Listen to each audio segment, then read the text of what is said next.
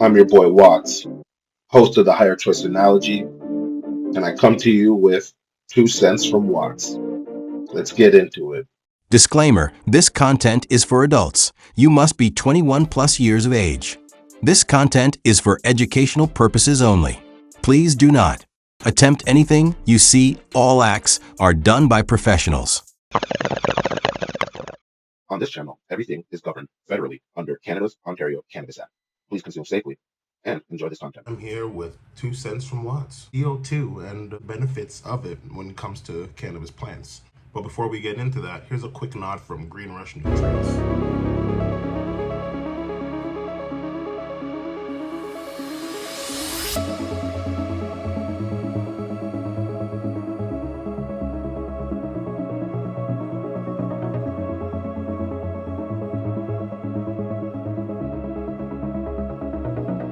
Shake daily for optimal use. So it's known that increasing carbon dioxide, which CO2, can significantly benefit cannabis plants by promoting faster growth, increasing yields, and improving overall quality. CO2 is a crucial component of photosynthesis, and higher concentrated factors like light and nutrients are also optimized. 3 top benefits. Who doesn't like a plant that's going to be as big and fruitful and bushy as she can be? And with the easiest methods to go about it, just let her go. Me, I like to deep dive into the indoor garden, and I feel like CO2 has a great place there. One of the big factors for me is the increase of growth rate. Now, we all know with elevated CO2 levels, plants will grow and show way more growth, more nodal spacing, more leaf development. With the faster photosynthesis, with more CO2 available to the plant, more energy is developed a lot faster, which helps fuel the growth of these node spaces and branching, leaf development. As far as when it gets to the root system, stronger root system is increased by CO2, can promote with the growth of more robust systems and sturdier stems. So which are all essential for supporting a healthier plant. So if you want something that's going to actually stand up and take the weight of the fruit that's coming down on it later on in the harvesting phase of your adventure, you most definitely want to have that CO2 in your system when it comes to trying your best to maximize the growth of your plant before that bountiful harvest is ready to come down. Number 2 would be maximizing yield and potency. They say by driving faster growth and greater energy production, CO2 enrichment directly leads to a more abundant and higher quality harvest. I've grown without CO2 and I've grown now with CO2, and I definitely notice a big difference. Now keep in mind, there's other factors that come with it, lighting, environment.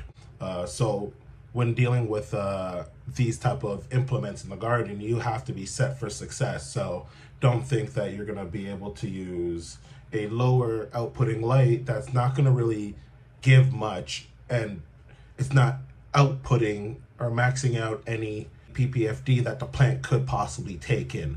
Invest in the better light, fill an entire space, your entire tent grow area, and that can project that coverage of ppfd all across the board, right across your grid, so that everything is getting covered and touched. When it comes to stronger root systems, growth development, the pace of growth, CO2 most definitely plays a big factor, especially when started extremely early in the grow.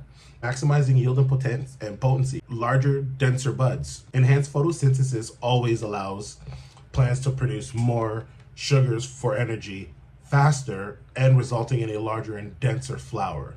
So it's storing more, it's helping it take in more so it can bulk up these flowers that we all love. If your broccoli's looking kind of floppy, I mean, it probably isn't getting the right ingredient mixture when it comes to the environment. If you're using CO2 or not to implement, what you're growing in your medium, what that could possibly be. So there's so many different avenues. Again, though, but when it comes to CO2 and implementing that in a system that can allow CO2 to benefit the grow. I have noticed larger, denser buds, definite increase in resin and potency. And I haven't gotten anything tested, but I guarantee that my CO2, higher CO2 levels are encouraging the plant to produce more resin, which contains more cannabinoids like THC and CBD, which are the things that we are definitely looking for. At least I am. Improved flavor profiles as well and aromas, robust cannabinoid, terpene production, nose coming off, and it can all lead to an enhanced flavor and aroma profile in the finished product. So by the time you get through the entire grow and you decide that, say, okay, I want to consume and I don't know if I'm there yet, if it's reached its full potential, trichomes are definitely there to be seen. So get yourself a scope, a little jeweler's loop, right? That definitely helps. Or you could use your cell phone. These newer phones these days, the cameras are insane. So like, I'll be using my cell phone. I'll take a nice close-up pic. Maybe I'll ×3, and then from there I'll zoom in. As long as I can get myself a good picture, I can see whether degradation is there or not, and how far it's gone after I've gone through the dry, and now I'm heading into the cure process, and I'm trying to see where I'm at, and how much degradation has taken place over the past couple of weeks of dry, and now I'm in my beginning stages of cure. I find that with CO2, the plant is getting the most potential it can get when I do have that implemented in my system, with everything else that's in there to help each other, guide each other, to help each other build, so that they can develop these beautiful plants that we all love, right? So you can get that nice strong broccoli and not that lymph node broccoli, you know what I mean? A third one that I think is important, and most definitely is like probably the most important one out of all of it. Yeah, the smoke's good, the growth is good, but none of that matters if you start getting hit with like pest, disease, all these kind of things, you know? So CO2 is there to like really help develop that plant's growth, not only in the bud and whatnot, but the structure of the overall plant. So most definitely, like when it comes to the resilience and the stress tolerances that CO2 can help the plant with an enriched environment, it makes plants more hardy and tolerant of certain stressors, especially when it comes to heat. The way that it can withstand that temperature and stay in that higher temp zone, without going crispy, getting burnt up, showing signs of stress, and that's what the CO2 is there to help it take in those higher ranges of light and photosynthesize quicker, make things move. So, cannabis plants are exposed to CO2 levels can tolerate higher temperatures up to 85 to 95 degrees Fahrenheit, also, which is 29 to 35 degrees Celsius for all you Canadians out there like myself. And without experiencing heat stress, this is especially useful for indoor setups with powerful lights that generate heat. So, you're looking for a range you want to stay in. And, some of these lights, they come with equipment. The ballasts on these units, you can remove them if you're familiar with the Mars Hydros, the FCEs. They have the detachable dimmers and whatnot. So you can actually put that on the outside of your tent as well. But if you're looking for that extra heat, you can actually mount that on the inside of the tent on the light and rock your CO2. Now that extra heat and that extra power that's coming down, that's what seems to be the trick there.